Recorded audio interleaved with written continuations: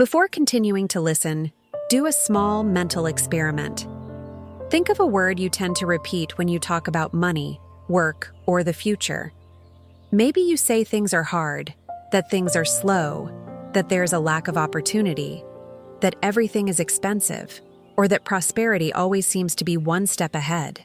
Now imagine that this seemingly innocent word was silently shaping the events of your life. Does that sound like an exaggeration?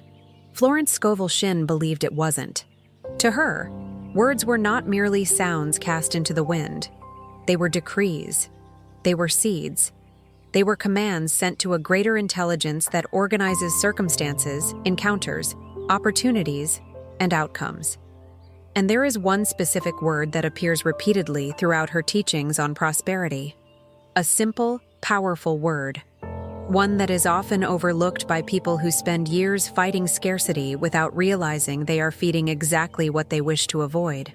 Throughout this video, we will discover why Florence considered this word so important, how it can transform your relationship with money, why so many people fail when trying to apply it, and most importantly, what exercise you can start doing today to make room for a new reality.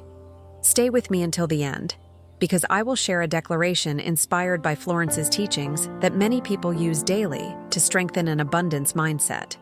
Also, if this message reached you at the right moment, write in the comments, "I choose words of prosperity." That simple gesture helps anchor the intention we are building together here. Florence Scovel Shinn observed something curious about people. Almost everyone desired prosperity, but few spoke like prosperous people.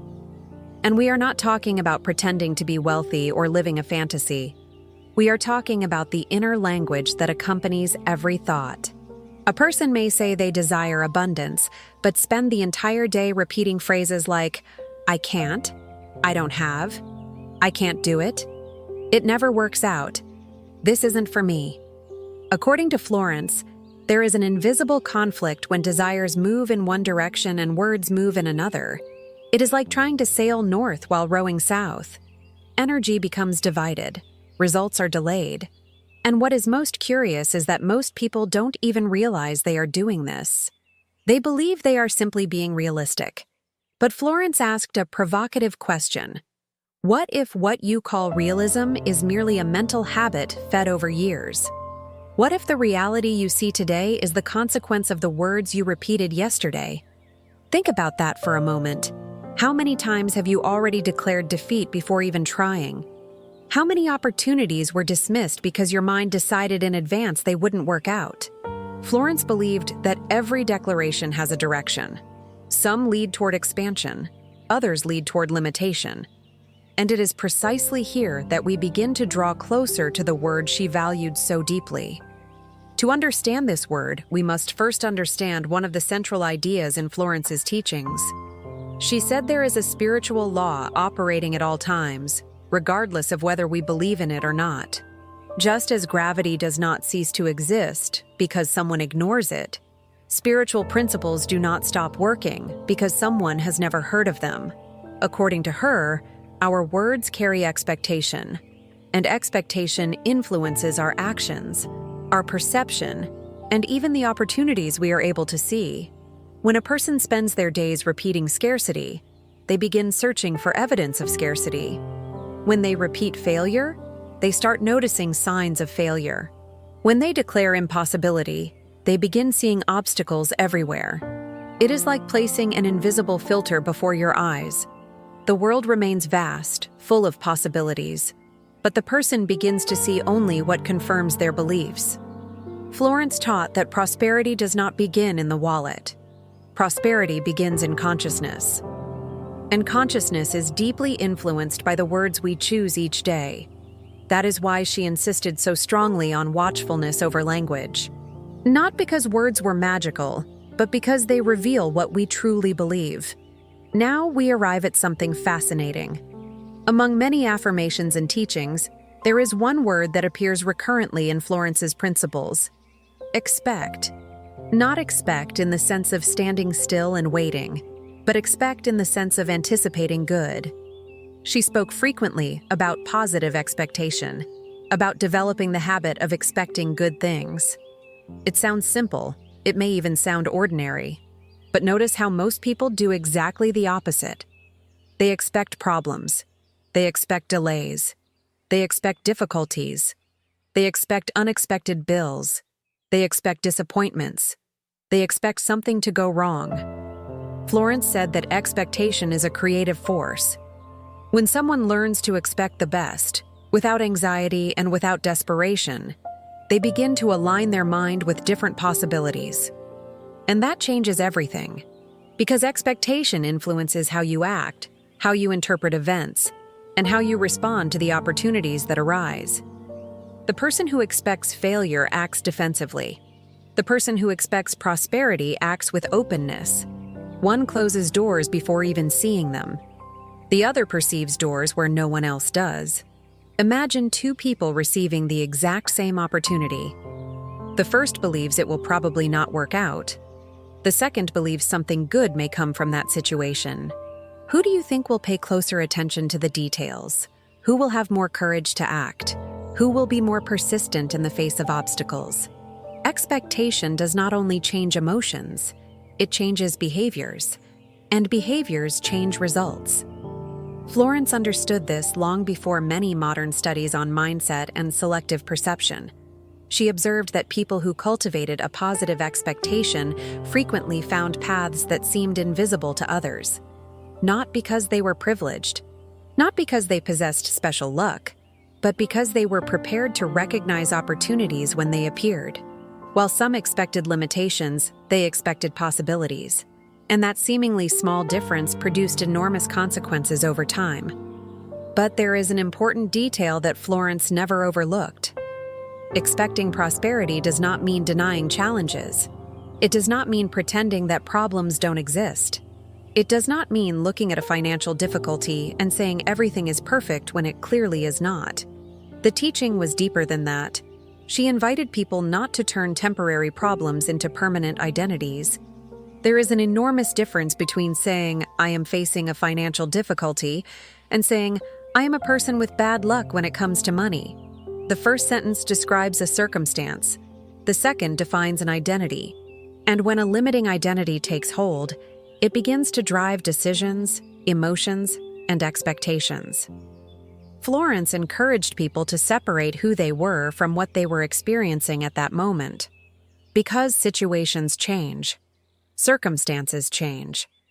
But when someone turns a difficulty into a personal definition, they end up carrying that limitation far longer than necessary. Now I want to share a small reflection. Imagine that your mind is a garden. Every day you plant seeds through your words. Some seeds produce confidence, others produce fear. Some produce hope, others produce doubt. The problem is that many people plant seeds of scarcity in the morning, water those seeds in the afternoon, and wonder at night why they haven't yet harvested prosperity. Florence believed that the harvest follows the planting, and for that reason she recommended carefully observing what comes out of your mouth, especially in difficult moments. Because it is easy to speak of abundance when everything is working. The real test comes when challenges arise. It is in those moments that we discover which words truly govern our consciousness. Perhaps you are wondering, but which word should I use then? The answer is not in one isolated word, but in an inner state that Florence continually encouraged. The word expect, in the sense of expecting good, becomes powerful when accompanied by trust. She taught that we should expect opportunities, expect provision, expect solutions, expect answers, and expect doors to open. Not because the universe is obligated to deliver everything immediately, but because positive expectation keeps our mind aligned with possibilities rather than limitations. When you learn to expect good, you begin to notice good more frequently, and what you perceive influences what you build. If this message is making sense to you, take this moment to subscribe to the channel. Many people spend years searching for complex answers while ignoring simple principles capable of completely transforming the way they think. And the teaching we are exploring today is one of those principles. The sooner you understand it, the sooner you can apply it in your own life. Florence also spoke about the danger of impulsive words. How many times has someone, frustrated by a setback, declared that nothing works, that everything goes wrong, or that they have lost any chance of prospering? These phrases may seem like momentary venting, but when repeated continuously, they become mental programs. They shape future expectations. That is why Florence encouraged a conscious verbal discipline, not to turn people into optimistic robots, but to help them interrupt automatic cycles of negativity. After all, if negative words repeated over years can weaken a mindset, constructive words repeated over years can also strengthen it. And here is the final reflection I want to leave with you. Perhaps prosperity does not begin when your bank account changes. Perhaps it begins when your expectation changes. Perhaps it begins the moment you stop expecting the worst and start expecting the best.